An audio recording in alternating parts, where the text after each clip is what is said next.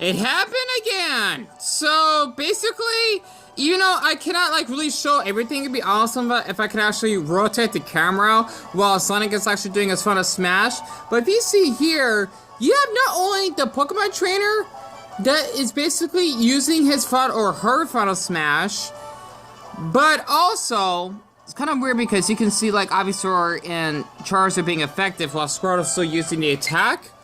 Crap, my battery's gonna die. I just want to show this really quick. But you also have Sonic using his Chaos Emerald Super. Okay, how am I gonna explain this?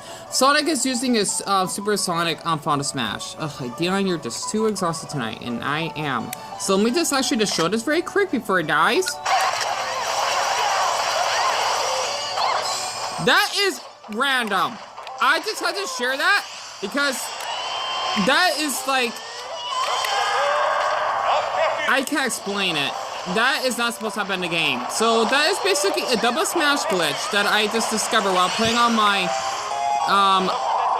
sample stage.